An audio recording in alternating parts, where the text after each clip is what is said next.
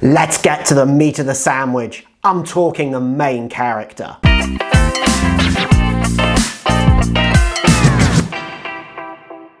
Hey guys, what's up today? It's Gilbert, your blogger, writing consultant, and the author to the upcoming fantasy novella, The Sultan's Daughter. And today, we're going to discuss how to create a great main character. But before we go any further with today's content, hit that subscribe button in the bottom corner. As said in the previous video, your main character is the most important element of your story. He is the hinge on which your story rests. And by a main character, I mean he must be a point of view or POV character, and he must have the personality, ambitions, and agency to make decisions and mistakes to drive the narrative forwards. But how do you create a great, engaging main character in comparison to, say, an average one, or one you don't really care about? Well, follow these 9 tips and you'll create a main character that your audience just cannot get enough of.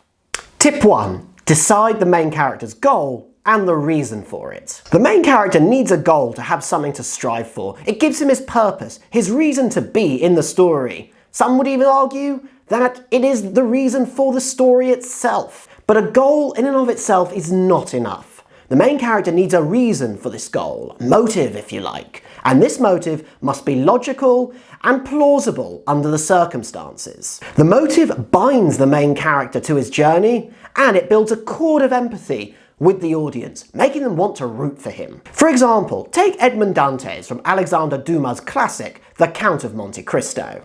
At the start of the story, Edmund has everything going for him. He has a promising career in the Navy, and he is about to marry the love of his life, the beautiful Mercedes. But then, on the day of his wedding, he is arrested for treason and locked up in solitary confinement in the Chateau d'If. His goal, therefore, is to get out of prison and to get back at those who wronged him. And his motive?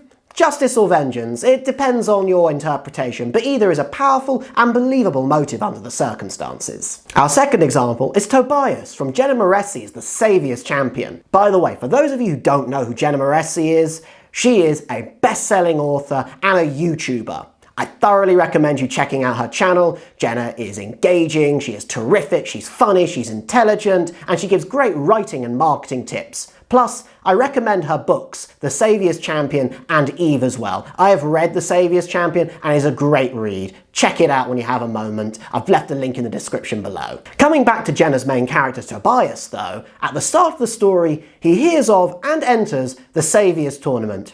Thus, his goal for the story is simple, to survive it and win it. And his motive? Well, actually it's a really noble one. You see, Tobias comes from a poor family, and his mother struggles to make ends meet. There are lots of riches for the one who wins the Saviour's Tournament, and Tobias hopes that by winning the tournament, he can help his mother out financially. Therefore, like with Edmond Dantes, Tobias's goals and the motive are really plausible and make him very empathetic in the eyes of the reader. We want him to succeed as a result. Tip 2. Decide the main character's endpoint. You may think logically that the best place to start when it comes to planning your narrative and the main character is, well, at the start. But actually no, you can save yourself a ton of time if you decide the main character's endpoint early on. Once you've decided what the ending will be for him, then you can decide how the main character comes about this end, and then you can give him the necessary character traits that can make this end come about in a logical and satisfying way. Take for example, Lord Eddard Stark from A Song of Ice and Fire. George R.R. Martin decided early on that his main character, his only Tolkien-esque main character I should add, was going to meet his end via the 2 Bs, betrayal and beheaded. Once George R.R. Martin decided that Lord Eddard would meet his end in this grisly fashion, he gave him the necessary character traits, such as being honourable and being trustworthy, thereby making him wholly unfit for the stakes at court at King's Landing. A more cheerful and overall happier example comes from Ariel from The Little Mermaid, or, as Sebastian the Crab says, Howard Ashman and Don Bluth the creators of The Little Mermaid and the genii architects behind the Disney Renaissance of the latter 80s decided early on that their titular mermaid would end up the film as a human and married to Prince Eric. Once they made this decision, all they had to do was make Ariel have a strong desire to see the shore above her, to give her a great singing voice, and to make her like Prince Eric. Tip 3. Decide the main character's starting point. Once you've decided the main character's endpoint, it is so much easier to decide his starting point. To put it simply, if the main character is going to go on a quest and defeat the big baddie, then the start of the story should be that the big baddie does something to him and he goes on the quest. If only it were always so simple. Keeping with our examples of Lord Eddard Stark and Ariel, once George R.R. Martin decided that Lord Eddard would end up dead in the capital, then simply he had to get Lord Eddard to the capital, which he successfully does when King Robert Baratheon comes to Winterfell to request that Lord Eddard be his hand the king.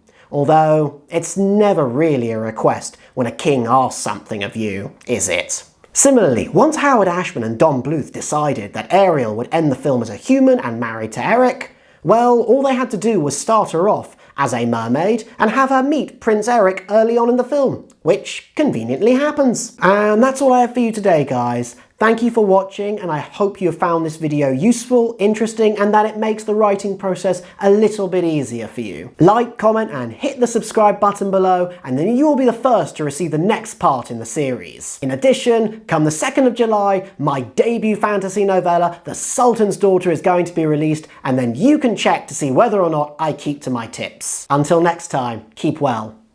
Once again, guys, I just wanted to say thank you so much for watching my video. I really appreciate it and I hope you've enjoyed it. Hit that subscribe button and then you will be the first to receive more awesome content from my channel, and I hope to see you again soon.